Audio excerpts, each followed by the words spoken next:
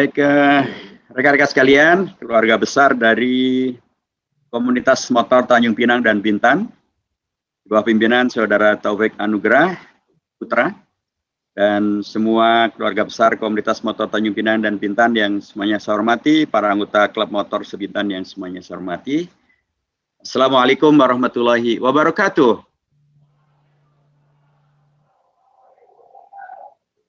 Baik. Apa kabar rekan-rekan semuanya, sahabat-sahabat semuanya? Tadi ke sini pakai motor atau pakai perahu?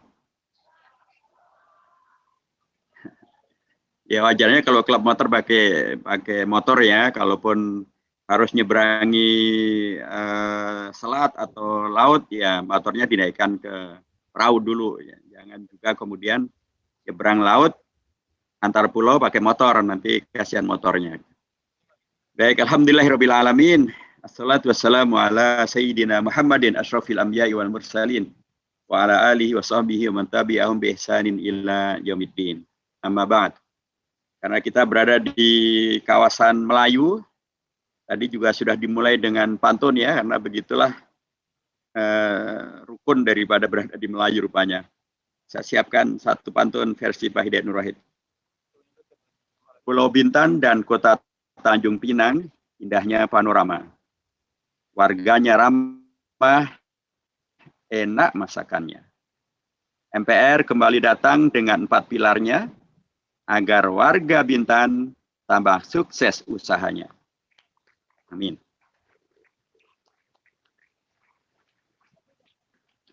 Dan biasanya saya akan tutup dengan pantun juga gitu ya. Tapi saya sampaikan sekarang biar nanti nggak diulangi lagi pantunnya. Dan pantun ini biasanya disampaikan oleh Ketua MPR kalau beliau menutup pidatonya. Dan ternyata pantun itu beliau nukil dari sahabat saya di PKS, Pak Tifatus Sembiring. Pantunnya adalah cuci tangan sampai bersih. Cukup sekian, terima kasih.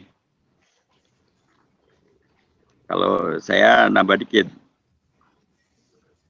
Burung cendrawasih atau cendrawasih hinggap di kayu. Terima kasih, thank you.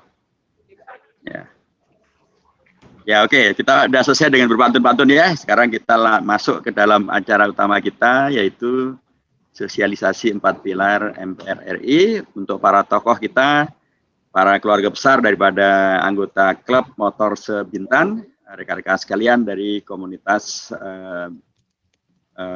Bintan Bike Owner di Pulau Tanjung Pinang, di Kepulauan Riau, di Bintan yang semuanya saya hormati.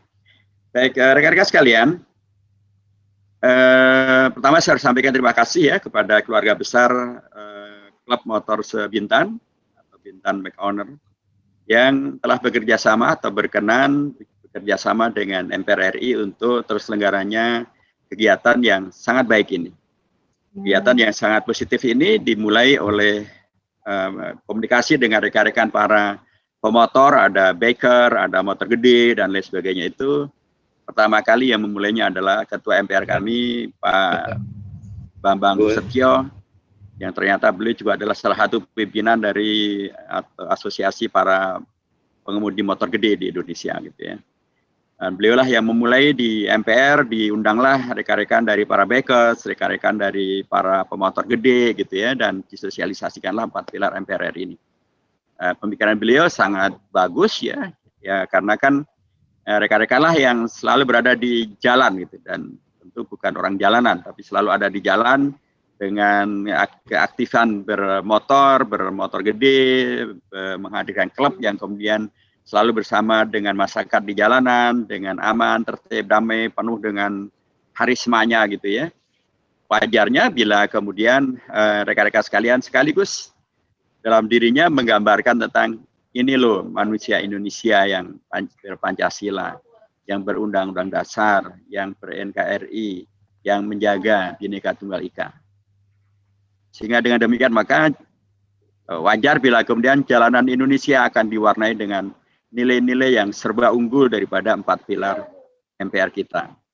Di sana ada saling menghormati karena kita Bhinneka Tunggal Ika, kita bukan orang lain gitu ya, sekalipun barangkali kita adalah yang naik sepeda motor besar, sepeda motor kecil, atau kita naik sepeda, atau kita mungkin naik becak, atau kita pakai mobil, pakai truk, atau bahkan mungkin juga ada yang pejalan kaki.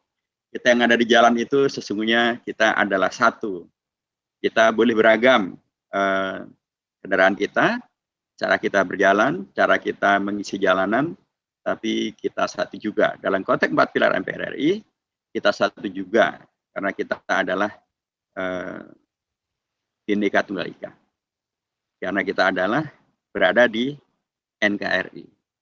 Karena kita jugalah yang kemudian melaksanakan ketentuan Undang-Undang Dasar sehingga kita saling menghormati. Karena mempergunakan hak warga di jalanan adalah bagian dari hak asasi manusia. Karenanya kita saling menghormati. Juga karena kita adalah manusia-manusia Pancasila dan karenanya pastilah kita mementingkan etika. Kita tidak akan melakukan tindakan anarki, kita tidak akan melakukan tindakan penjamretan, kita tidak akan melakukan tindakan-tindakan yang tidak sesuai dengan ajaran agama dan atau etika keciburan yang kita miliki bersama. Itulah Pancasila, sila pertamanya. Jadi pikiran Pak Ketua MPR sangat bagus sekali ya, sehingga jalanan kita ketika kemudian sosialisasi ini juga kemudian menyapa rekan-rekan para pemotor, pemotor gede, pemotor kecil, rekan-rekan para anggota klub maupun bukan anggota klub, tapi mereka yang ada di jalanan, dan kemudian mereka memahami betul tentang 4 pilar MPR kita, kemudian itu bisa direalisasikan di jalanan, maka betul-betul 4 pilar MPR ini sudah dibumikan. Bukan hanya ada di kantor-kantor, bukan hanya ada di kampus-kampus, bukan hanya ada di yayasan-yayasan, di organisasi massa, di pesantren, di gedung-gedung gitu ya, tapi juga bahkan ada di real di masyarakat, di antaranya ada di jalan. Bersama siapa? Bersama rekan-rekan sekalian, keluarga besar daripada klub motor Pulau Bintan yang hebat-hebat ini.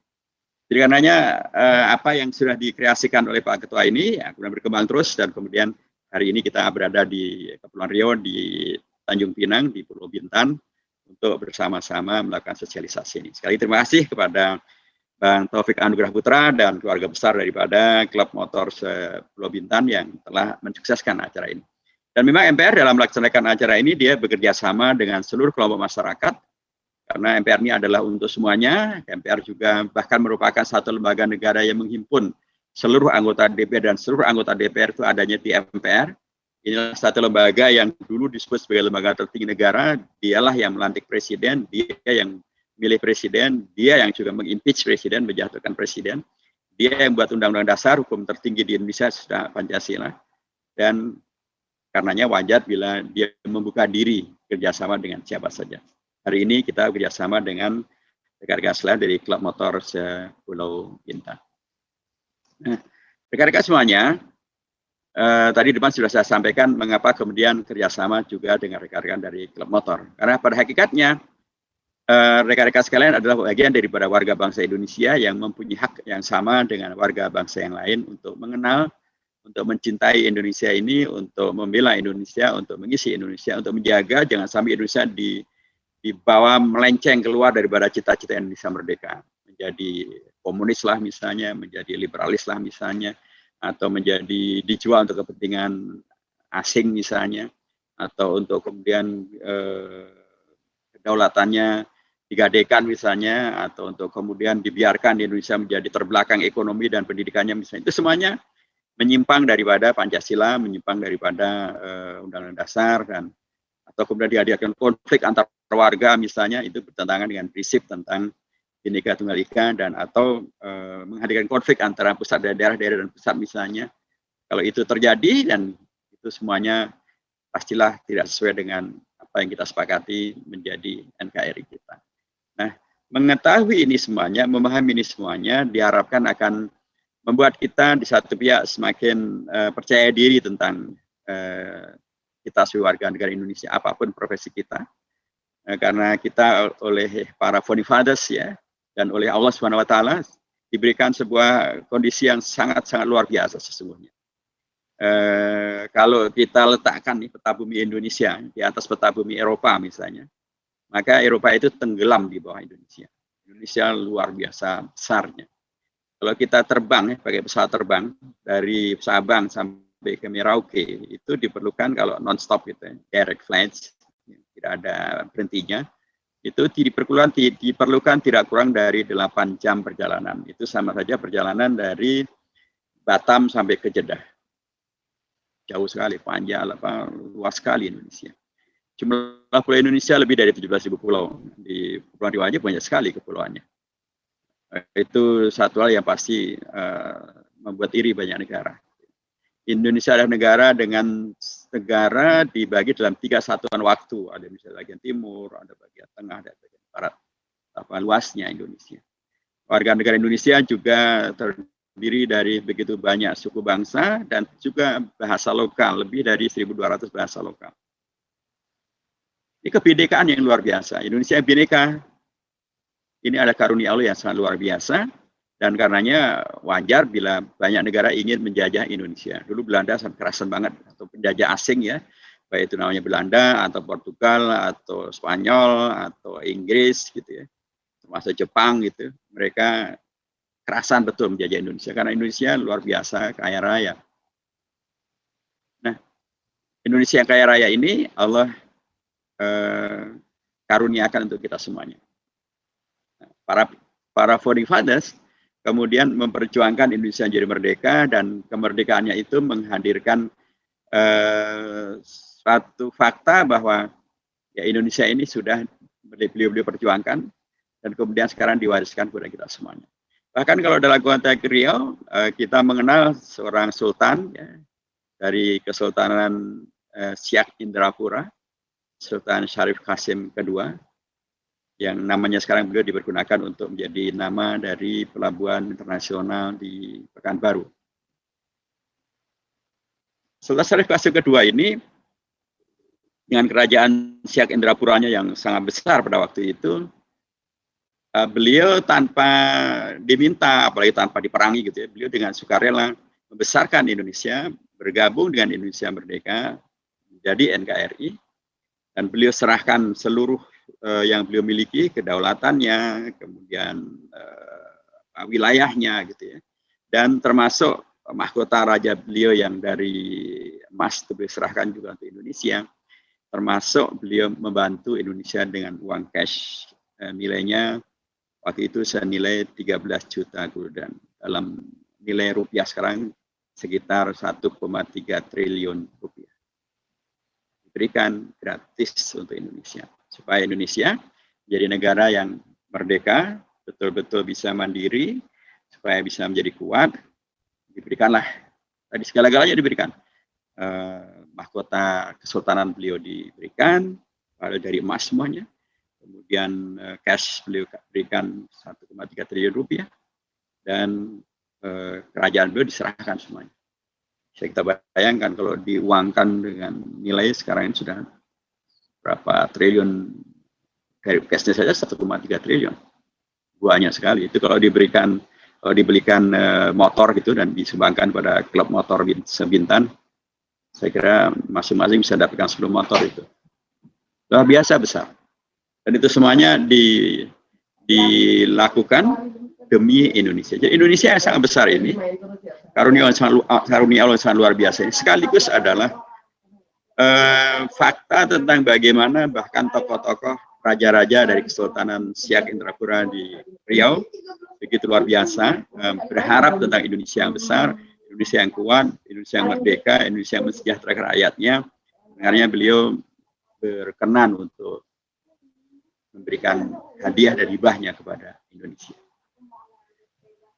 Dengan pendekatan ini, rekan-rekan sekalian, saya berharap bahwa kita memang semakin perlu untuk berperan serta menjaga Indonesia, memahami Indonesia lebih baik ya, supaya Indonesia betul-betul menjadi negara yang jaya, raya, merdeka, adidaya, dan tidak lagi menjadi negara yang kemudian menghadirkan apa yang kita semuanya tidak menginginkannya, itu terjadi menjadi negara yang terjajah, negara yang pecah belah, negara yang miskin, negara yang terbelakang.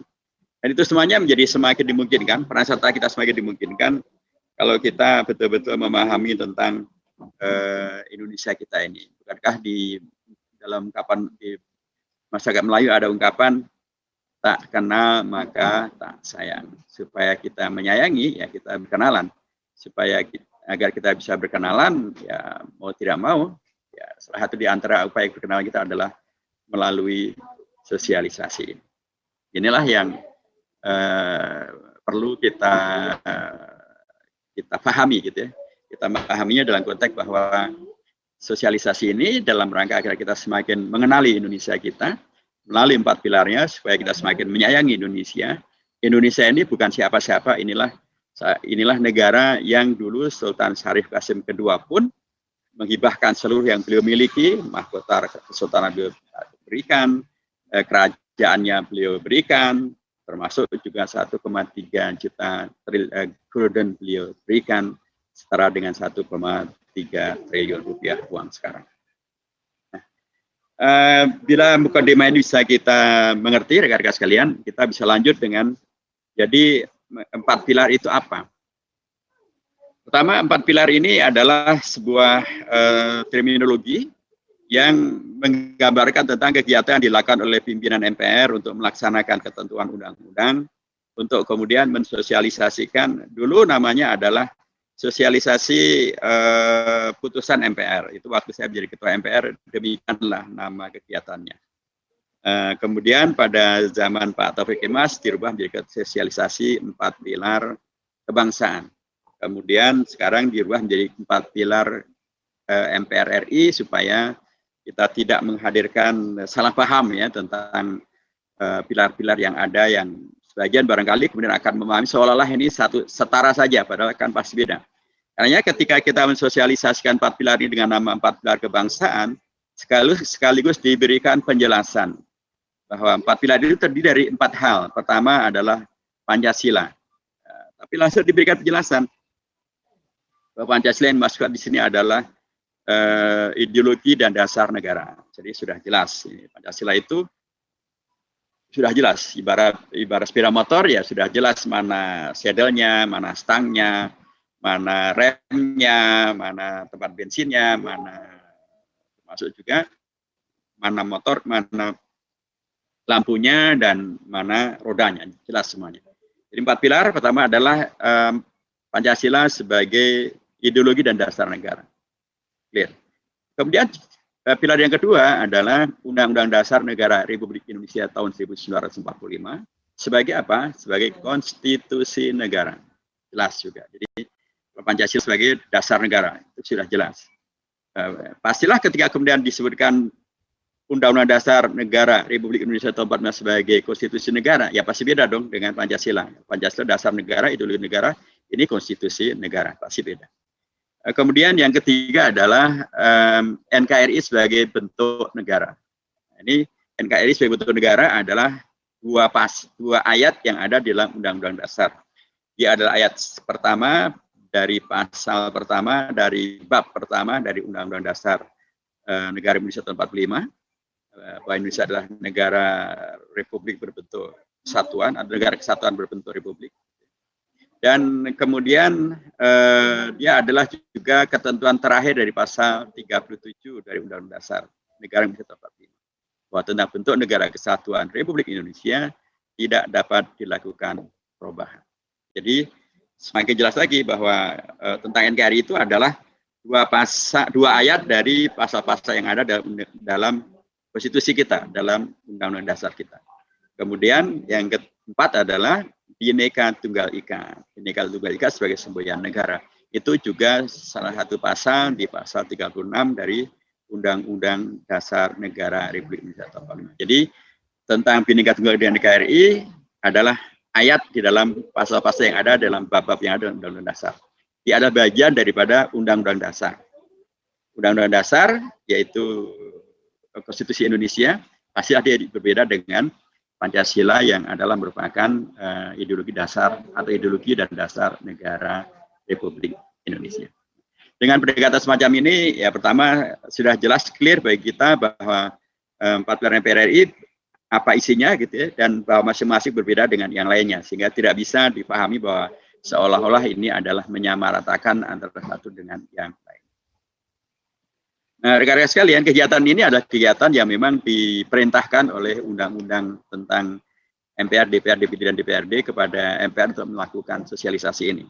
Tapi tentu saja kami tidak cukup untuk sendirian melakukan sosialisasi karena MPR itu anggotanya memang terdiri dari seluruh anggota DPR dan anggota DPD. Tapi sekaligus karena mereka adalah anggota DPR dan anggota DPD, maka mereka pun juga akan sibuk dengan DPR. Kesibukan mereka dengan DPR pasti amat sangat banyak. Kemarin membahas tentang rancangan undang-undang tentang Omnibus Law gitu ya, sekalipun ditolak oleh fraksi saya, PKS gitu. Sebelumnya juga membahas tentang rancangan undang-undang tentang HIP, yang lagi-lagi juga ditolak oleh fraksi saya, PKS, dan juga fraksi Demokrat gitu. Tapi terbayang bahwa mereka begitu banyak kegiatan yang harus mereka kerjakan. Belum lagi terkait dengan masalah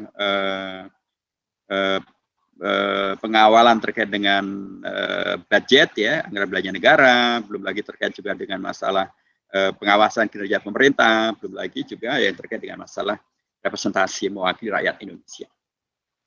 Yang kedua adalah DPD.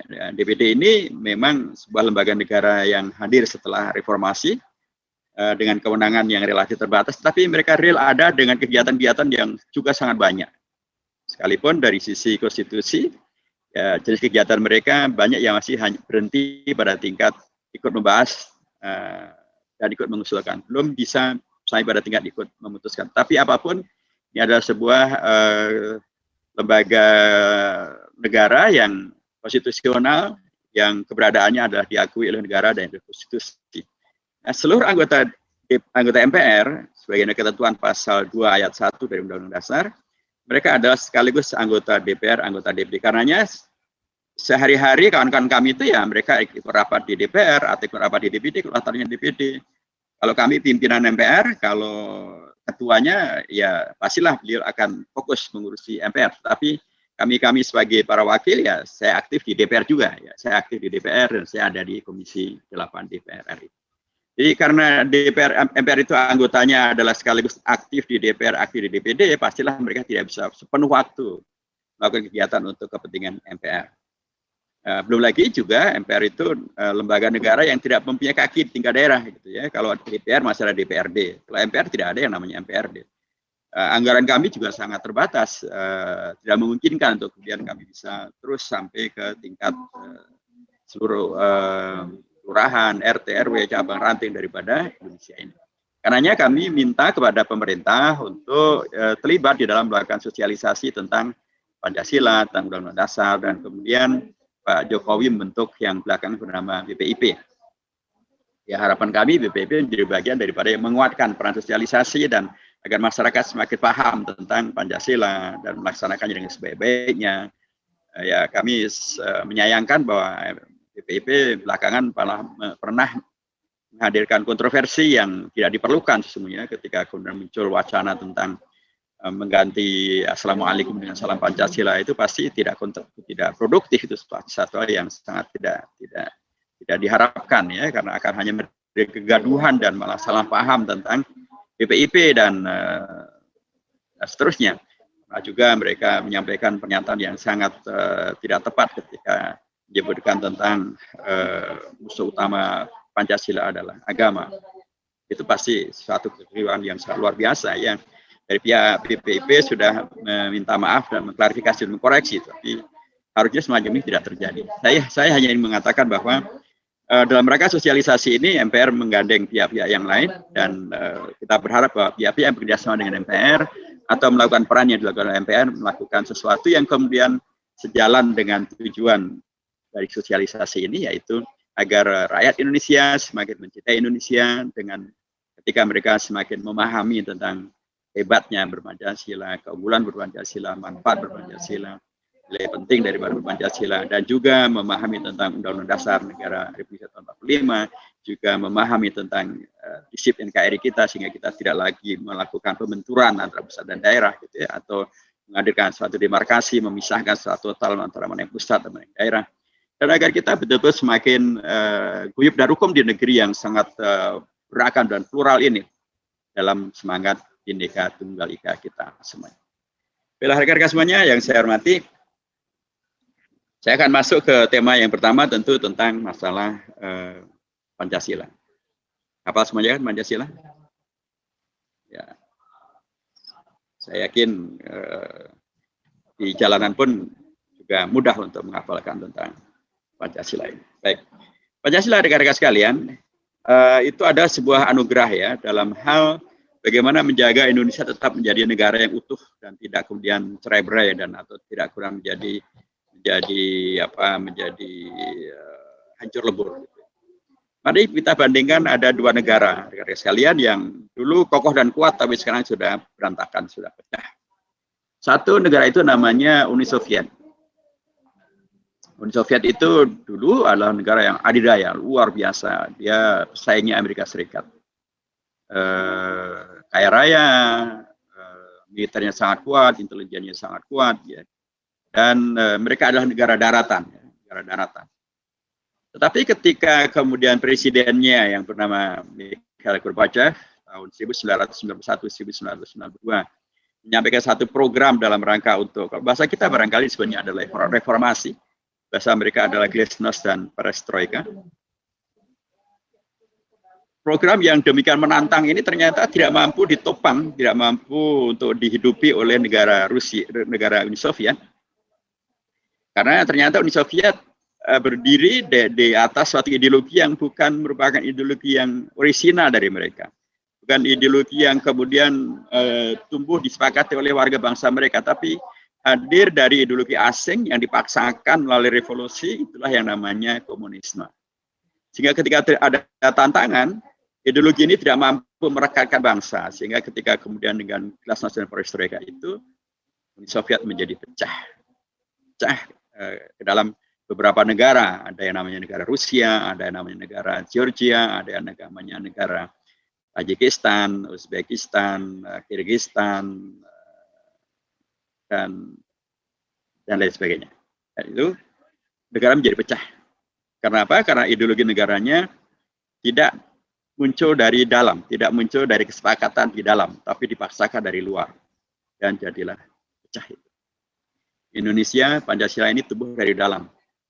Digali oleh bangsa Indonesia sendiri, didialogkan oleh BPUPK, dan kemudian dilanjutkan pembahasannya lebih matang lagi melalui Panitia 9, tanggal 22 Juni tahun 1945, dan kemudian finalnya adalah pada tanggal 18 Agustus tahun 1940. Melalui mekanisme dan diuji melalui perbedaan pendapat, melalui perdebatan, melalui musyawarah, melibatkan semua pihak dari latar belakang suku yang beragam-ragam dilibatkan, latar belakang profesi pendidikan yang beragam-ragam, latar belakang organisasi yang beragam-ragam, latar belakang agama yang beragam-ragam. Mereka duduk bersama dan kemudian menghadirkan sebuah ideologi negara yang disepakati. Itulah namanya Pancasila. Jadi Pancasila, ideologi Pancasila ini adalah ideologi yang hadir melalui kesepakatan bersama dari banyak pihak, tidak hanya karena satu orang saja. Kalau hanya karena satu orang saja, mungkin nasibnya akan sama dengan negara Yugoslavia. Rekan-rekan sekalian, Yugoslavia adalah satu negara yang adanya di negeri Balkan, di Eropa Timur sana. Tokoh dari negara Yugoslavia yang mendirikan negara Yugoslavia, bapaknya negara Yugoslavia adalah namanya Bung Karno, namanya Joseph Broz Tito. Ketika Joseph Broz Tito meninggal, maka negara Yugoslavia pecah berantakan ke dalam beberapa negara. Ada yang namanya Serbia, ada yang namanya Bosnia-Herzegovina, ada yang namanya negara Kosovo, ada yang namanya negara Montenegro. Pecah. Karena negara itu tadinya berdiri pada ketokohan seorang pendiri yang bernama Joseph Broz Tito, temannya Bung Karno. Ketika tokoh ini wafat, negerinya pun ikut wafat. Pecah dalam banyak negara. Sekarang tidak ada lagi yang namanya negara Yugoslavia. Indonesia karena tadi ideologinya adalah merupakan kesepakatan di seluruh warga bangsa yang diwakili oleh para tokoh-tokohnya. Latar belakang orang dari Sumatera, orang dari Jawa, orang dari Melayu, orang dari suku Minang, dari Bugis, dari Batak, dari Makassar, ya, dari Sulawesi Utara, dari Bali, dari Kalimantan, beragam-ragam sekali ya. Ada yang insinyur, ada yang dokter Andes, ada yang ahli hukum, ada yang dari kerajaan, ada yang kiai haji, ada yang alumni alumni dari Belanda, ada yang alumni dari Kairo, ada yang alumni dari Indonesia, yang beragam-beragam sekali. Jadi tidak tergantung kepada satu orang. Akibatnya ketika Bung Karno wafat pun, Indonesia yang lebih beragam daripada Yugoslavia, kita tetap satu. Indonesia yang lebih rumit daripada Uni Soviet, karena kita adalah negara kepulauan, dengan keragaman warganya yang luar biasa, kita tidak menjadi pecah. Nah, ini satu hal yang penting untuk kita maknai bahwa Pancasila kita itu menjadi bagian daripada atau menjadi bagian inti yang menyatu padukan kita sebagai bangsa. Dan teruji begitu ketika kemudian proklamatornya salah satu daripada yang membidatukan tentang Pancasila, mengetuai Panitia 9 maupun PPKI, ketika beliau wafat pun Indonesia tidak menjadi wafat. Ketika kemudian ada beragam ide baru yang masuk ke Indonesia, apa namanya reformasi atau apapun juga namanya, Indonesia tidak menjadi pecah karena ideologi kita tidaklah hadir dari luar, tapi adalah kesepakatan dari dalam. Karenanya menjadi amat sangat penting untuk ini kita internalisasi supaya berlangsungan daripada bangsa dan negara ini tetap kita jaga melalui ideologi yang luar biasa ini. Sebab kalau sampai terjadi pecah gitu Indonesia ini, maka akan menghadirkan tragedi yang sangat luar biasa rekan-rekan sekalian, karena kalau misalnya Uni Soviet pecah ya, itu tidak menghadirkan konflik dan tidak menghadirkan konflik horizontal dan yang berdarah-darah gitu. Karena setiap suku besar itu masih berada di tempatnya masing-masing. Suku Uzbek masih berada di Uzbekistan, suku Tajik masih berada di Tajikistan, suku Rusia masih ada di Rusia, suku Kirgiz masih ada di Kirgistan, begitu seterusnya. Nah kalau kita di Indonesia, bangsa Indonesia sudah saling campur ya, sudah menyebar kemana-mana gitu. Bangsa Melayu ya sudah menyebar kemana-mana. Tapi sekaligus juga orang-orang Jawa juga sudah menyebar ke mana-mana. Kalau Sumatera Utara saja misalnya mayoritasnya bukan lagi orang Batak, tapi adalah orang dari Jawa. Di Kepulauan Riau juga masyarakatnya sudah sangat beragam-agam sekali. Ada yang Melayu, ada suku-suku dari suku-suku yang lainnya. Di Jakarta misalnya juga mayoritas bukan lagi orang Betawi, tapi juga adalah orang Jawa. Jadi kalau kemudian sampai pecah, bagaimana Indonesia ini? Ini tentu akan menghadirkan sebuah kerumitan yang sangat luar biasa. Karenanya menjaganya agar tetap kokoh dan kuat adalah menjadi bagian daripada tugas kita semuanya, untuk kemudian agar Indonesia ini bisa, sebagaimana kita sering mewarisi Indonesia dari perjuangan para tokoh-tokoh sebelumnya, agar nanti Indonesia bisa kita wariskan pada anak cucu kita dengan cara yang terbaik. Nah, rekan-rekan sekalian, Pancasila yang tadi sudah saya sebutkan itu jelas posisinya dia adalah ideologi negara yang merekatkan kita dan menjaga dan memastikan tentang kesatuan bangsa Indonesia. Karena dia tadi hadir melalui mekanisme di mana semua didengar gitu ya, dalam perdebatan di BPOPK, di Panitia 9, maupun juga dalam perdebatan yang terjadi di PPKI gitu ya, semuanya terlibat. Sehingga kita berharap dengan pendekatan ini semua orang juga terlibat untuk bagaimana menjaga agar Pancasila tetaplah menjadi sesuatu yang hidup, ideologi yang menghidupi kita semuanya dan menjaga kita semuanya. Karenanya wajar bila kemudian kemarin ketika ada rancangan undang-undang tentang haluan ideologi Pancasila yang dinilai oleh sebagian besar warga bangsa Indonesia sebagai sesuatu yang mengkhawatirkan, karena ada beberapa pasal yang kemudian dinilai sebagai tidak komitmen ya dengan Pancasila yang sudah final, yang sudah disepakati oleh para bapak bangsa termasuk oleh Bung Karno, karena masih menyebutkan istilah Trisila, Ekasila, yang Trisila, Ekasila itu sendiri bukanlah kesepakatan daripada bapak bangsa. Kesepakatannya adalah Pancasila yang final, yaitu 18 Agustus. Apalagi dengan Trisila dan Ekasila itu kemudian memang menghadirkan komposisi dan atau pemaknaan atau nilai dari Pancasila yang memang berubah. Karena kalau kemudian muncul Trisila, ya akan muncul adalah sosiodemokrasi, sosiokebangsaan, sosiodemokrasi, dan kemudian ketuhanan yang berkebudayaan. Tentu ini berbeda sekali dengan Pancasila yang kita sepakati. Apalagi kalau kemudian menjadi Ekasila, ya di sana tidak ada lagi ketuhanan yang Maha Esa, ketuhanan juga tidak ada. Karena yang ada hanya satu, gotong royong saja. Nah, banyak pihak merasa bahwa ini bukan Pancasila yang kita sepakati, bukan Pancasila final yang disepakati para bapak bangsa, bukan Pancasila final yang disepakati oleh Bung Karno, Bung Hatta, Kiai Haji Wahid Hasyim, Ki Bagus Adi Kusumo, dan yang kemudian disepakati oleh Indonesia dalam dekret Presiden Bung Karno maupun dalam instruksi Presiden Soeharto maupun juga dalam reformasi pada era reformasi ini. Yang kita sepakati adalah Pancasila 18 Agustus yang tidak bisa diperas menjadi Trisila maupun menjadi Ekasila. Yang kita sepakati adalah Pancasila itu sila pertamanya adalah ketuhanan yang Maha Esa. Bukan kemudian diabaikan ketuhanan yang Maha Esa menjadi sila yang nomor kesekian. Atau kemudian bisa diredusir menjadi ketuhanan yang berkebudayaan. Atau diredusir menjadi ketuhanan dengan dasar kemanusiaan dan beradab. Apalagi disingkat menjadi ketuhanan saja. Jadi ketika terjadi pemaknaan Pancasila yang menyimpang dari kesepakatan para bapak bangsa, founding fathers, dan kemudian dalam perjalanan bangsa berikutnya disepakati oleh Bung Karno, oleh Presiden Soeharto, oleh MPR sebagai lembaga tertinggi pada zaman reformasi, maka ketika ada penyimpangan semacam itu wajar bila kemudian warga bangsa Indonesia bersama-sama bersatu padu menolak rancangan undang-undang ini karena dianggap sebagai menghadirkan ketentuan yang tidak sesuai dengan Pancasila yang sebenarnya. Jadi inilah Pancasila kita, nilai-nilainya sangat jelas. Rekan-rekan sekalian, pastilah kita semuanya paham bahwa Pancasila ini tidak menggunakan bahasa asing, dia nggak pakai bahasa Inggris, gitu ya, yang barangkali karenanya hanya difahami oleh para terpelajar. Dia juga tidak mempergunakan bahasa Perancis yang barangkali karenanya difahami hanya oleh kalangan yang sangat budayawan, begitu. Dia juga tidak menggunakan bahasa Arab yang barangkali karenanya hanya bisa difahami oleh kalangan para kiai, para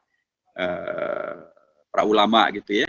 Dia juga tidak menggunakan bahasa Sanskerta yang karenanya hanya difahami oleh kalangan pedanda dan atau kalangan pendeta saja. Tapi dia pakai bahasa Indonesia yang sangat gamblang, sangat jelas, sangat konkret ya nilai-nilai yang ada di sana, dan karenanya kalau dilaksanakan itu mudah dilaksanakan dan pasti membawa dampak yang positif. Ketika kita bicara tentang ketuhanan yang Maha Esa, itu artinya adalah kita bicara tentang berpancasila yang nilai pertamanya adalah tentang religiusitas kita, tentang keberagaman kita, bahwa bangsa Indonesia ini adalah bangsa yang beragama. Karenanya memang menjadi tidak wajar kalau masih ada yang memperjuangkan tentang PKI dan atau komunisme, karena PKI dan komunisme selain dari mereka terlarang sesuai dengan MPRS dan undang-undang tentang KUHP, undang-undang tentang pertahanan negara dan undang-undang tentang keormasan, begitu ya. Tapi yang jelas sekali adalah itu pasti tidak sesuai dengan Pancasila di sila yang pertama. Jadi sebagai negara dengan dasar ketuhanan yang Maha Esa, dengan pasal 29 ayat 1, maka sudah amat sangat wajar bila kemudian dengan Pancasila ini maka nilai-nilai religiusitas, nilai agama yang menghadirkan sikap hidup yang amanah, sikap hidup yang berakhlak mulia, sikap hidup yang saling menghormati, sikap hidup yang penuh dengan toleransi, sikap hidup yang penuh dengan etos kerja, tidak bermalas-malasan, sikap hidup yang kemudian memuliakan agama, memuliakan tokoh agama, simbol agama, itu adalah bagian dari yang dipentingkan. Dan realnya adalah bangsa Indonesia memang ada bangsa yang beragama, yang religius, yang itu sudah berlaku sejak awal berdirinya Indonesia sampai sekarang dan sampai yang seterusnya. Jadi kalau kita membicarakan tentang ketuhanan yang Maha Esa, maka hendaknya itu menjadi sesuatu yang buat kita menjadi tadi semakin akhlak kita semakin unggul, kita menjauhkan diri dari akhlak yang jahat, gitu ya, menghadirkan tindakan kriminal, itu semuanya pasti tidak sesuai dengan akhlak yang mulia. Dan kemudian karenanya membuat kita menjadi saling menghormati, saling menyayangi, bahkan juga membuat kita punya etos kerja yang sangat bagus, karena agama, apalagi agama Islam, pasti mengajarkan tentang pentingnya amal soleh, pentingnya zakat, pentingnya haji, dan tidak mungkin kita beramal soleh kalau kita tidak punya amal. Dan kalau tidak mungkin kita bisa berhaji dan berzakat kalau kita tidak punya kemampuan ekonomi untuk berhaji dan berzakat. Dan agar kita bisa punya kemampuan ekonomi, ya pasti harus kerja. Tidak mungkin dengan merampok, tidak mungkin dengan mencuri, tidak mungkin dengan korupsi, korupsi dan mencuri dan lain sebagainya. Itu kalaupun ada hasilnya dalam tanda kutip, gitu ya, tapi itu adalah haram dan itu tidak bisa dipakai barang hasil curian maupun hasil rampokan maupun hasil korupsi adalah tidak sah untuk dipergunakan sebagai bekal untuk berhaji. Itu untuk yang pertama. Yang kedua, kalau kita bicara tentang kemanusiaan adil dan beradab, itu artinya adalah kita sedang bicara tentang bagaimana manusia Indonesia itu, pimpinannya, pemerintahannya, di pusat ke daerahannya harusnya adalah atau dibingkai diarahkan menjadi pihak yang betul-betul mempunyai nilai luhur kemanusiaan, ya, bukan kemudian menjadi manusia yang nilai kemanusiaannya rendahan, menjadi seperti binatang buas atau seperti pihak-pihak yang kemudian tidak mempunyai akal budi dan kemudian melakukan tindakan-tindakan yang jauh daripada nilai-nilai nilai-nilai moralitas yang kemudian menghadirkan kemanusiaan yang berkeunggulan. Dan ketika kemudian kita bicara kemanusiaan yang adil dan beradab, maka kita sedang mengajarkan dan atau dasar negara Indonesia adalah mengajarkan tentang pentingnya dan keharusan daripada negeri ini berbasiskan kepada keadilan, berbasiskan kepada hukum, berbasiskan kepada keadaban, dan karenanya sudah menjadi sangat seharusnya bila seluruh pihak kemudian teringatkan dan terkoreksi bila melakukan sesuatu yang tidak adil dan tidak beradab, diingatkan kembali bahwa kita berada di negara Pancasila yang harusnya adil dan beradab. Kalau ada yang menyimpang ya dikoreksi, ada yang menyimpang ya harus diberikan pengingatan dan bahkan mungkin diberikan sanksi supaya kembali kepada yang sebenarnya. Kalau itu dilakukan, maka salah satu daripada dulu yang Rasulullah pernah ingatkan bahwa innamal umamul akhlaqu, beliau mengatakan bahwa wallahi innama halaka man kana qablakum annahu idza saraka fi ma syarifa da'uhu wa idza saraka fi ma da'uhu aqamu alil had. Demi Allah, kata Rasulullah, bangsa-bangsa itu tetap eksis ketika keadilan tegak. Tapi bangsa itu akan hancur kalau keadilan tidak ditegakkan. Ketidakadilan itu adalah ketika hukum hanya berlaku pada rakyat kecil, sementara kepada para petinggi hukum tidak ditegakkan. Kata Rasulullah, demi Allah, bila anakku Fatimah mencuri, maka pastilah akan aku tegakkan hukum terhadap dia. Jadi menghadirkan kemanusiaan adil dan beradab sesungguhnya adalah menghadirkan jaminan untuk kelanjutan daripada Indonesia, menjauhkan Indonesia dari keterpurukan, dari keterbelakangan, dari kemusnahan, dari konflik yang kemudian akan menghadirkan ketidakakuran dan akan menghadirkan kondisi yang membuat kita tidak nyaman dan tidak bisa melanjutkan bersamaan kita dalam konteks Indonesia. Nah, dan tentu saja di tengah begitu banyaknya permasalahan dan pelanggaran-pelanggaran hukum, maka kemanusiaan dan beradab menjadi semakin layak untuk disegarkan kembali supaya siapapun yang kemudian sedang memegang amanat penegakan hukum agar kemudian segera mengkoreksi diri, segera kembali kepada jati diri kita bangsa Indonesia, yaitu bangsa yang manusiawi, yang adil dan yang beradab. Yang ketiga, persatuan Indonesia. Indonesia yang sangat besar ini tentu karenanya tidak mungkin dibiarkan dirongrong oleh separatisme. Ya.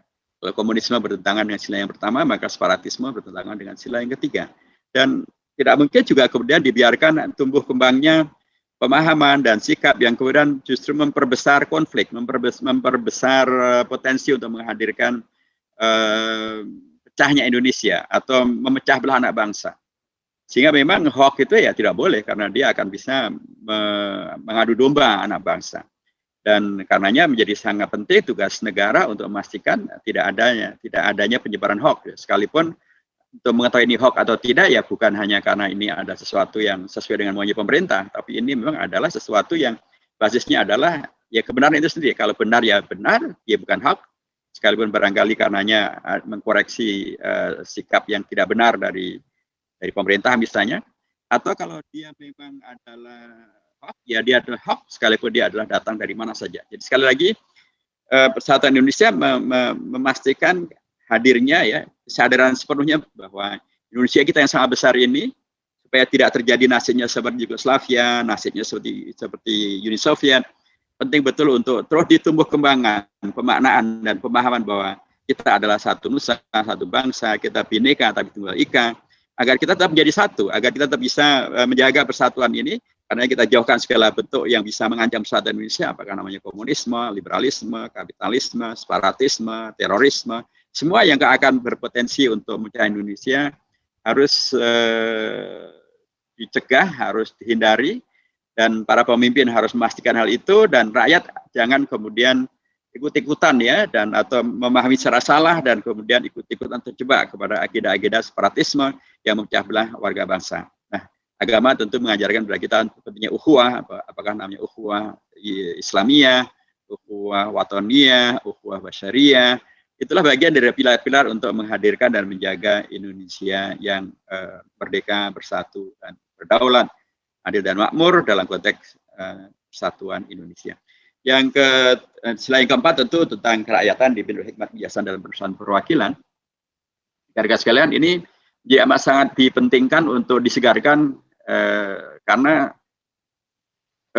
bila kecenderungan yang terjadi adalah memaksakan sekedar voting, sekedar banyak-banyakan, gitu ya, tapi tidak memaksimalkan upaya untuk bermusyawarah, maka yang akan terjadi adalah kebijakan yang hadir dan atau keputusan yang dibuat menjadi tidak aspiratif, menjadi sesuatu yang sangat dangkal, artifisial, hanya karena jumlah suara yang lebih banyak, hanya karena jumlah fraksi yang lebih banyak, tetapi tidak menukik kepada esensinya, kepada inti masalahnya, kepada penyelesaian masalah secara mendasar. Karenanya sila keempat itu luar biasa, sangat mendalam kerakyatan yang dipimpin oleh hikmat kebijaksanaan dalam permusyawaratan perwakilan, bukan dalam pervotingan, bukan dalam sekedar demo anarki di jalanan gitu, tapi adalah dalam permusyawaratan. Dalam musyawarah itu ya menghadirkan sekali lagi kesetaraan untuk kemudian bisa menghadirkan kebenaran yang lebih banyak yang bisa kita terima. Bukan memaksakan kehendak saya lebih banyak atau saya lebih berkuasa gitu ya, dan kemudian Anda semuanya mengikuti apa yang dimaui. Tapi itulah permusyawaratan yang kemudian, kalau musyawarah itu kan aslinya dari bahasa Arab. Dan bahasa Arab itu yang namanya syuro itu artinya adalah satu upaya untuk mendapatkan madu yang terbaik dengan memeras rumah tawon itu, tapi tanpa terkena sengatan daripada tawon. Saya dibayangkan tuh gimana kita bisa memeras, bisa mendapatkan madu dari rumah tawon, diperas, tapi kita selamat tidak terkena sengatan dari tawon. Itulah musyawarah. Dan bila demikian maka itu pastilah menghadirkan kehati-hatian, menghadirkan profesionalitas yang tertinggi, bagaimana bisa sampai kemudian selamat daripada sengatan tawon. Bagaimana hasilnya pun juga luar biasa, yaitu hasilnya adalah madu yang asli, yang sehat dan menyehatkan. Demikianlah nilai dasar yang diarahkan oleh Pancasila, disepakati para Bonifantes, masyarakat yang sangat majemuk, yang sangat plural, yang sangat bineka ini, untuk kemudian bisa menjaga agar tetap terjadi persatuan Indonesia, penting betul seluruh kebijakannya di pusat, di daerah, di seluruh lini dilakukan dengan cara-cara yang sepenuhnya adalah hikmah, bermusyawarah melalui para wakil, melalui para pemimpin, dan untuk kepentingan rakyat Indonesia. Bukan sekedar untuk kepentingan para pemimpin, kepentingan kelompoknya, kepentingan organisasinya, partainya, sukunya, tapi ada kepentingan rakyat Indonesia. Siapapun mereka, apapun sukunya, apapun latar belakang organisasinya, termasuk organisasi politiknya. Dan itu semuanya ujungnya adalah, kalau kita rujuk ke dalam pembukaan Undang-Undang Dasar, sila kelima itu bukan sekedar keadilan sosial bagi seluruh rakyat Indonesia, tetapi ada ungkapan di sana, serta dengan mewujudkan suatu keadilan sosial bagi seluruh Indonesia. Apa maknanya?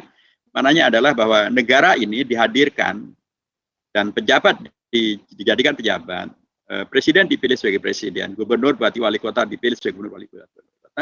Adalah tugasnya adalah dalam rangka untuk mensyukuri karunia yang sangat besar yang bernama Indonesia yang kaya raya ini, untuk kemudian bisa dihadirkan sebuah kebijakan dan pengurusan bernegara yang berdampak kepada hadirnya keadilan sosial bagi seluruh rakyat Indonesia, bukan hanya sebagian kecil saja dari rakyat Indonesia, dari sebagian kecil saja dari warga Indonesia, tapi ada untuk seluruh rakyat Indonesia.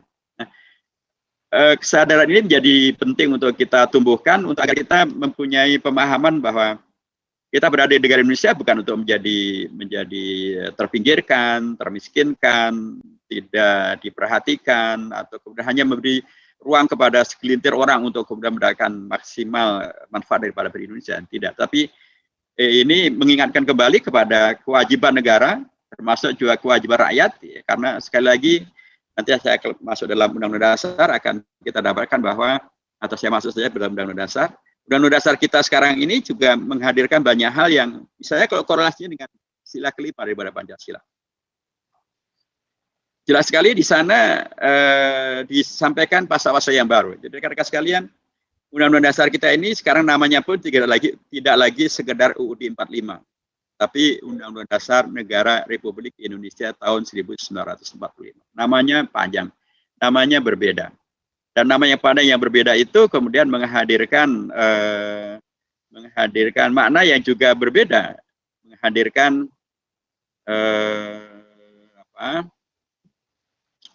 beragam ketentuan yang sama sekali baru. Di antara ketentuan yang baru adalah ketentuan tentang masalah pemilihan umum. Rekan-rekan pasti tahu bahwa dulu ya, pada sebelum amandemen terhadap Undang-Undang Dasar ini, presiden tidak dipilih oleh rakyat, tapi yang memilih presiden adalah MPR. Gubernur, bupati, dan wali kota tidak dipilih oleh rakyat, tapi yang memilih gubernur, bupati, dan wali kota adalah DPRD. Tapi sekarang siapa yang pilih presiden? Rakyat Indonesia semuanya. Siapa yang pilih gubernur, bupati, wali kota? Rakyat Indonesia semuanya. Mengapa terjadi perubahan? Karena Undang-Undang Dasarnya yang berubah. Di Undang-Undang Dasar yang dulu sebelum perubahan, sebelum era reformasi itu tidak mengenal sama sekali namanya pemilu, nggak ada. Dalam Undang-Undang Dasar yang dulu nggak ada pemilu. Tapi dalam Undang-Undang Dasar hasil perubahan ini di pasal 22E muncullah pasal yang baru. Bab yang baru, pasal yang baru, yaitu tentang pemilu, pemilihan umum. Maksud pemilu adalah pemilu untuk memilih anggota DPR, anggota DPRD, anggota DPD, termasuk juga memilih gubernur, bupati, dan wali kota, pilkada, itu di pasal 18 ayat 4, atau memilih presiden dan wakil presiden di pasal 6 ayat 2. Jadi, ini juga merupakan kelanjutan daripada fakta yang lain, yaitu bahwa yang namanya kedaulatan itu sudah berubah. Kalau dulu kedaulatan ada di tangan MPR, sekarang tidak. Pasal 1 ayat 2 Undang-Undang Dasar menegaskan kedaulatan adanya di tangan rakyat dan dilaksanakan sesuai dengan ketentuan Undang-Undang Dasar. Jadi rakyat yang oleh Undang-Undang Dasar diberikan hak yang luar biasa istimewa, yang namanya kedaulatan itu, sudah sangat, dan kemudian kedaulatan rakyat itu kemudian dipergunakan atau diberikan hak kewenangannya oleh Undang-Undang Dasar untuk memilih presiden, pasal 6 ayat 2, memilih anggota DPR, anggota DPRD, anggota DPD, pasal 22 ayat 1, dan kemudian untuk memilih gubernur, bupati, dan wali kota, pasal 18 ayat 4. Seyogianya lah atau seharusnya lah bila kemudian rakyat betul-betul mempergunakan kedaulatannya untuk kemudian mensukseskan pemilu dan pilkada, dan tidak menjadikan pemilu dan pilkada malah justru untuk menghilangkan kedaulatan rakyat dengan ketika rakyat yang berdaulat itu malah kemudian mau saja ditipu oleh janji manis dari kandidat, atau kemudian mau saja kedaulatannya dijual murah dengan sembako, atau mau saja kedaulatan dihilangkan karena adanya manipulasi suara, atau kemudian malah dalam kondisi COVID-19 ini malah menghadirkan kondisi di mana kemudian rakyat Indonesia yang lagi terkena COVID-19 ini malah mengabaikan protokol kesehatan dan kemudian tetap saja melakukan kegiatan-kegiatan yang justru membahayakan dan potensial untuk menjadi klaster baru dari COVID-19. Karenanya kedaulatan rakyat yang diberikan Undang-Undang Dasar dalam bentuk pilkada, pemilu, dan lain sebagainya, pergunakanlah dengan sebaik-baiknya. Jangan dibuat mubazir ya, dengan tadi dijual murah dan atau ditipu-tipu, atau kemudian dihilangkan dengan manipulasi, atau jangan sampai menghadirkan musibah ketika dia malah menjadi klaster baru dari COVID-19, dan jadikanlah dia sebagai sarana untuk mengkoreksi para pemimpin, baik itu gubernur, bupati, wali kota, presiden, anggota DPR, dengan Anda memilih yang betul-betul teruji lebih baik, teruji berpihak pada rakyat, teruji betul-betul menghadirkan keadilan sosial bagi rakyat Indonesia, teruji jujur, teruji tidak melakukan sesuatu yang merugikan kepentingan rakyat ya. Inilah kesempatan bagi rakyat untuk kemudian menghadirkan kedaulatannya, untuk menghadirkan pemimpin yang lebih baik di tingkat daerah maupun di tingkat pusat, bagi rakyat yang lebih baik di tingkat daerah maupun di tingkat pusat, dan itu adalah hak konstitusional. Demikianlah Undang-Undang Dasar kita menghadirkan begitu banyak ketentuan yang bila itu kita paham dengan baik dan benar, maka insya Allah NKRI kita tetap terjaga. Karena NKRI kita sekali lagi adalah satu capaian politik yang juga hadirnya adalah melalui persatuan kebersamaan dengan seluruh warga bangsa. Ketika Muhammad Natsir tanggal 3 April 50 menyelamatkan Indonesia yang telah diacak-acak oleh Belanda menjadi RIS dan kemudian dikembalikan kepada bentuk NKRI, itu karena beliau menghadirkan ya kesatu paduan dengan partai-partai yang lain, dengan kelompok masyarakat yang lain, dan mendapatkan dukungan dari yang lainnya. Dan akhirnya beliau ketua fraksi Partai Masyumi, Partai Islam Masyumi waktu itu, kemudian beliau bisa menyelamatkan Indonesia kembali menjadi NKRI. Nah, Bhinneka Tunggal Ika kita tadi sudah saya sebutkan di depan, NKRI kita saya sebutkan juga di depan, melalui Undang-Undang Dasar kita ini sesungguhnya adalah sesuatu yang tetap hidup dan menghidupi. Terakhir sekali karenanya Undang-Undang Dasar yang hidup ini, termasuk ideologi Pancasila yang hidup ini, sesuatu yang diharapkan agar betul-betul bisa kita jiwai, kita pahami dengan baik dan benar, supaya kemudian kita bisa menjaga Indonesia kita dengan Pancasilanya, dengan Undang-Undang Dasarnya, dengan Bhinneka Tunggal Ikanya, dengan NKRI-nya, karunia Allah sangat luar biasa ini, supaya bisa kita jaga, supaya kita bisa mengantarkannya untuk kita wariskan kepada anak cucu kita, jika mereka akan menyongsong Indonesia emas 100 tahun Indonesia merdeka tahun 2045. Dan itu tidak lama lagi, 25 tahun lagi, dan mudah-mudahan Indonesia selalu bisa kita jaga dan kita selamatkan, dijauhkan dari perilaku-perilaku dan kebijakan-kebijakan yang tidak berpihak kepada kepentingan rakyat dan negara yang kita cintai. Saya kira demikian rekan-rekan sekalian, terima kasih. Assalamualaikum warahmatullahi wabarakatuh.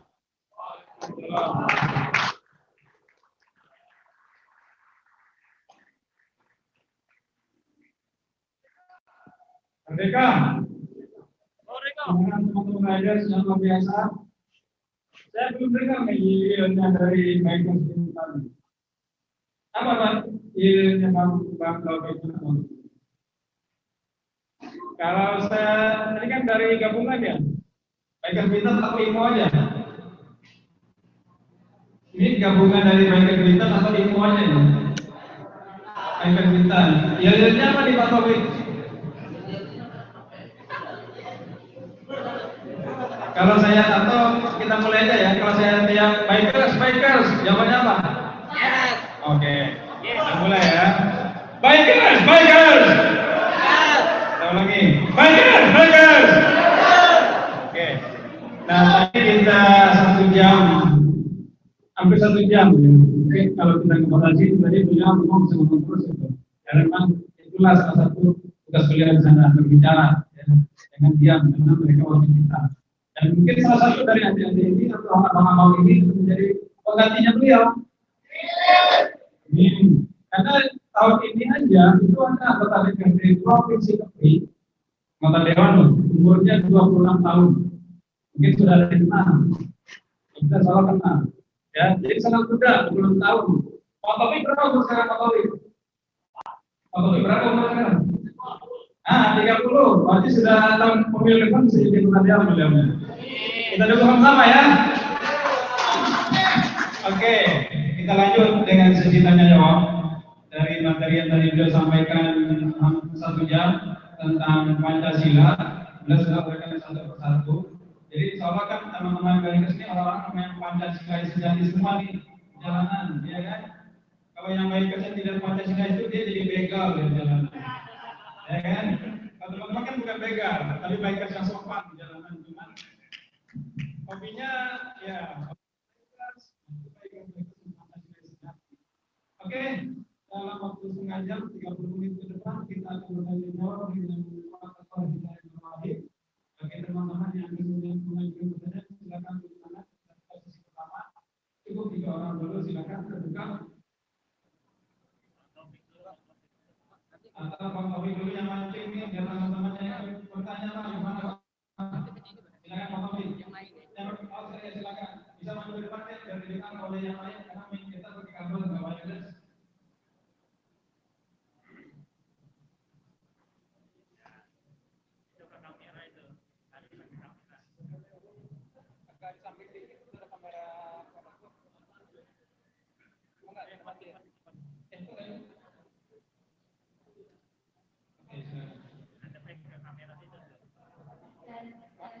Menghadap ke kamera deh, ada Pak Dokter. Iya. Ya, ditutup. Oke. Perkenalkan, nama saya Deliati, salah satu lady biker dari Bintan Island Next Owner. Di sini saya ingin menanyakan 2 pertanyaan. Yang pertama itu apa tentang mayoritas dan minoritas jika dikaitkan dengan 14 DPR? Pertanyaan yang kedua. Kita si Hanafi dengan yang ada juga di sini dan salah satunya kemarin sempat terjadi demo karena omnibus law. Nah jadi pertanyaan saya ini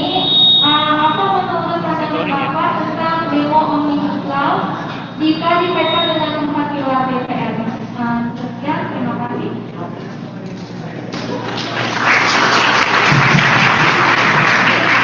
Oke, kepada satu luar biasa dari saudara kita satu tadi William ya, yang punya Melianti, yang punya pertanyaan luar biasa, kemudian bisa jadi wakil kita juga nanti di pemilu berikutnya. Umur berapa sekarang Pak Melianti?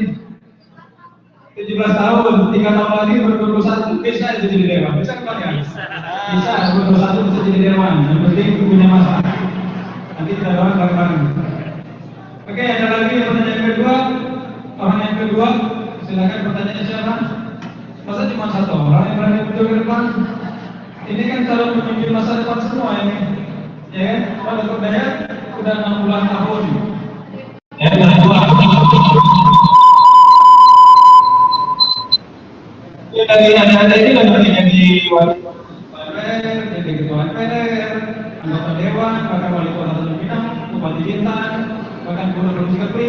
Itu yang berani mengajukan diri bertanya ke depan, itu adalah pemimpin yang bagus. Kalau cuma untuk disimpan di dalam hati, itu bukan bermimpi. Itu bermimpi di dalam hati namanya. Silakan. Ada pertanyaan? Kalau enggak, kita persilakan langsung kepada Dr. Hidayat Nurwahid untuk menjawab pertanyaan dari Mbak Lilian tadi. Baik, terima kasih. Suaranya agak kurang jelasnya, tapi mudah-mudahan saya tidak salah menangkap, ya.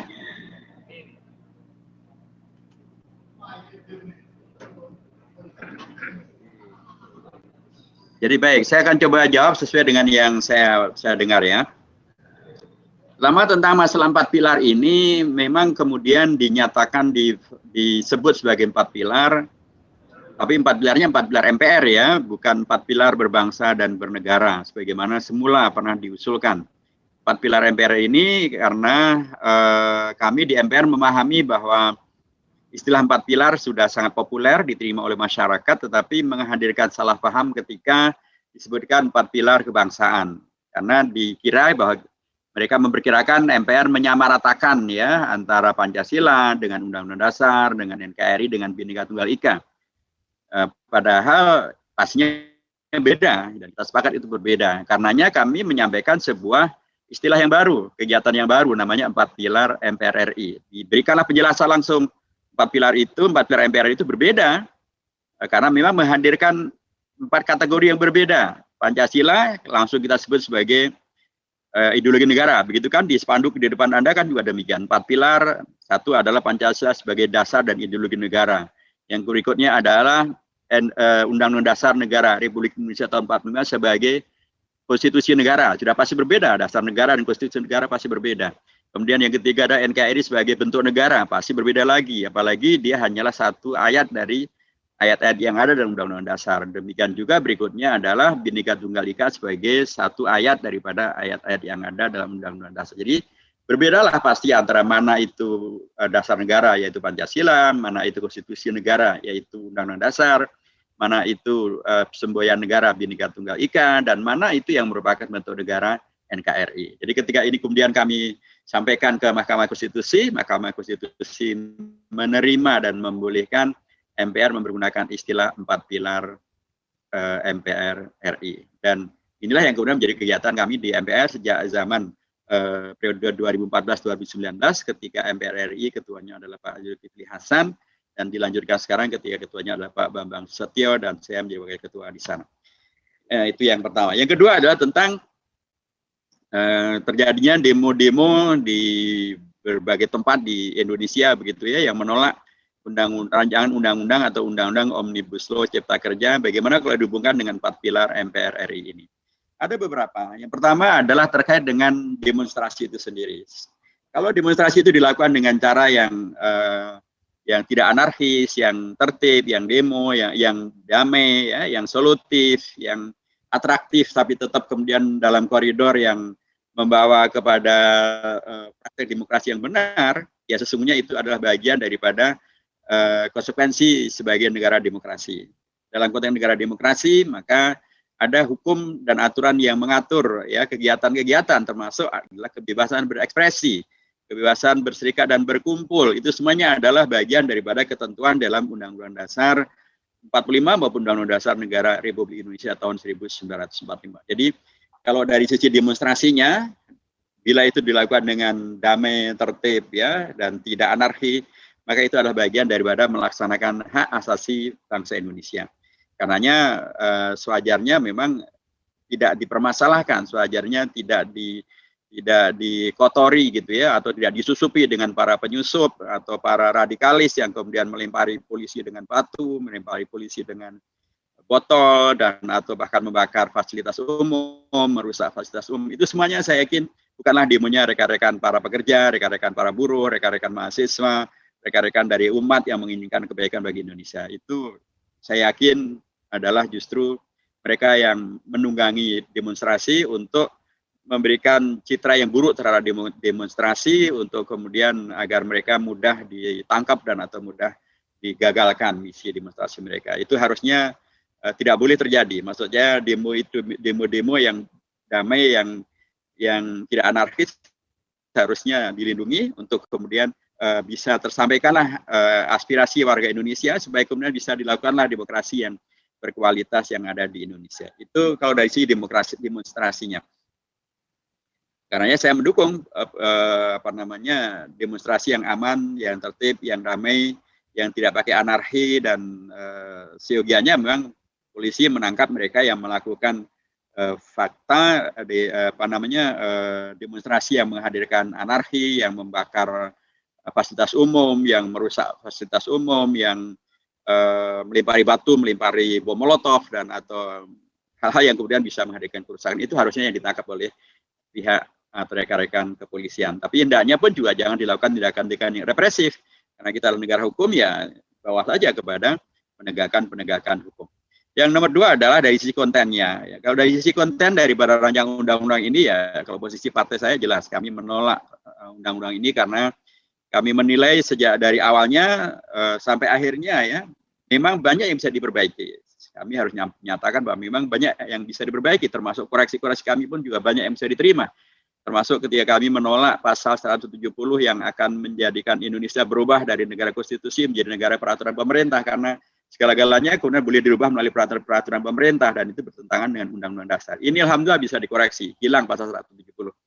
Termasuk juga dikeluarkannya klaster pendidikan, klaster pers dari rancangan undang-undang ini juga satu hal yang sangat baik, karena itu menjadi bagian daripada yang menyusahkan bangsa Indonesia nanti bila ditetapkan, termasuk juga wartawan Indonesia.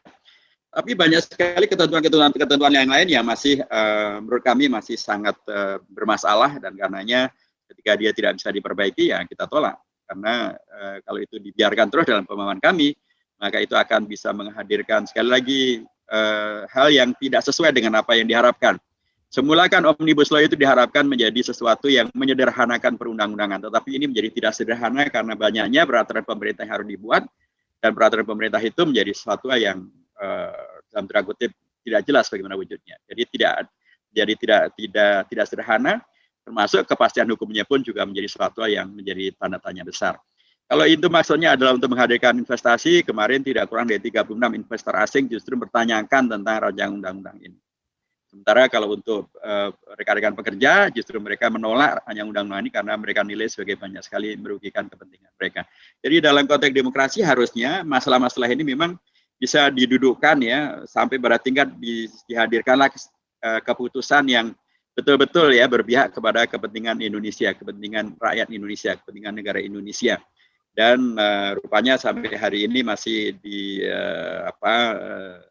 dipaksakan atau disahkan oleh 7 fraksi di DPR dan kemudian dibawa ke pemerintah, dan sepertinya pemerintah tetap akan menandatangani, dan rakyat diminta untuk, atau yang tidak setuju diminta untuk judicial review ke Mahkamah Konstitusi. Kami sudah menyampaikan, ya sebaiknya karena adanya kondisi yang sangat tidak kondusif ini, ya baiknya Pak Presiden menyampaikan perpunya, tapi rupanya perpu tidak akan dilakukan, ya. Sekalipun sesungguhnya itu bukan barang baru, kalaupun dibuat perpu dengan dicabutnya undang-undang ini, itu bukan barang baru. Dulu Pak SBY juga demikian, ketika di akhir masa jabatan beliau dibuatlah undang-undang tentang pilkada, dan kemudian mendapatkan penolakan sangat luas di mana-mana, dan termasuk ketika beliau sedang berada di luar negeri di demo juga. Ketika beliau pulang ke Indonesia, beliau langsung mencabut dengan Perpu atau belum buat Perpu untuk mencabut undang-undang tentang pilkada yang baru saja ditetapkan di DPR. Jadi kalaupun nanti Pak Jokowi mencabut ini, ya, beliau bukan yang baru memulai, sudah ada presidennya, sudah ada yang melakukan sebelumnya, yaitu Pak SBY, dan ketika dicabutlah undang-undang itu, ya kemudian demo-demo berhenti dan kemudian rakyat kembali kepada kedamaian dan ketentramannya. Jadi kita berharap demikian. Tapi kalau kemudian ini dipaksakan untuk kemudian rakyat harus bertemu dengan Mahkamah Konstitusi, maka yang harus diingatkan adalah agar Mahkamah Konstitusi benar-benar melaksanakan fungsi kenegarawanannya dan betul-betul menghadirkan keputusan yang betul-betul adil, ya, yang betul-betul benar, yang betul-betul membawa kepada kemaslahatan bangsa Indonesia, dan jangan mengulangi hal-hal yang kemudian membuat masyarakat Indonesia menjadi kecewa atas berbagai keputusan yang telah pernah diambil oleh Mahkamah Konstitusi. Apapun kondisinya, inilah bagian dari yang harus menjadi ingatan kolektif bangsa Indonesia, agar ke depan kita menjadi pemimpin yang betul-betul kalau membuat undang-undang adalah undang-undangnya betul-betul untuk kepentingan bangsa Indonesia seluas-luasnya atau sebesar-besarnya, begitu ya. Dan kalau kita punya wakil rakyat, agar wakil rakyat kita betul-betul yang membela kepentingan rakyat dan menyelamatkan kemaslahatan rakyat yang sebesar-besarnya. Inilah yang tadi saya katakan, bagian daripada kedaulatan rakyat yang diberikan oleh Undang-Undang Dasar, yang selayaknya untuk bisa dipergunakan secara maksimal dan jangan kemudian dimubadirkan dengan golput atau dengan tadi dimanipulasi dan atau dijual murah dengan janji-janji dan atau dengan sembako saja. Demikian, terima kasih. Oke, demikian jawaban dari Pak Dr. Hidayat. Buat pertanyaan kami beliau menjawab untuk pengajian cerdas bergeser. Begitulah beliau sedang bangkit. Jadi sahabat-sahabat Bikers, teman-teman Bikers, puas tidak puas, inilah saat ini kita bisa berjarak langsung dengan Wakil Ketua MPR RI, Dr. Hidayat Nuaim. Mungkin ada kesempatan kita bisa hadir lagi, dan sebelum kita tutup, kita ada satu acara lagi, yaitu untuk sesi foto bersama dengan beliau dan ada perwakilan staf MPR RI di sini.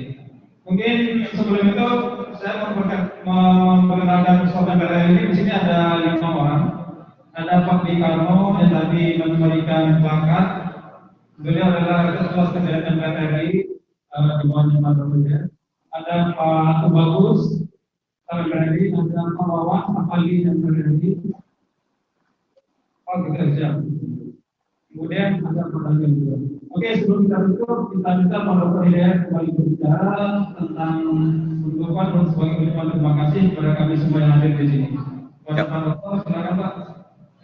Baik, sahabat-sahabat sekalian, alhamdulillah acara sudah berjalan dengan lancar. Terima kasih untuk pensuksesan daripada acara ini. Mudah-mudahan apa yang tadi saya sampaikan bisa difahami sehingga kemudian bisa menghadirkan rekan-rekan para bikers yang tangguh, yang unggul, yang profesional, yang hebat, ya, dan kemudian tadi menghadirkan jalanan yang aman, yang tertib, yang damai, tidak ada pembegalan, tidak ada tawuran, ya, tidak ada hal yang kurang meresahkan masyarakat. Rekan-rekan bikers yang kemudian memahami tentang 4 pilar ini dengan baik dan benar, insya Allah akan menjadi suluh, menjadi penerang, menjadi penyemangat untuk kehidupan kita di jalanan maupun kehidupan kita di mana saja. Selamat melanjutkan kegiatan rekan-rekan bikers dan hadirkanlah 4 pilar MPR RI dalam kegiatan Anda sehari-hari, menjadi yang menyemangati Anda, menambah sukses dari Anda semuanya. Terima kasih. Assalamualaikum warahmatullahi wabarakatuh.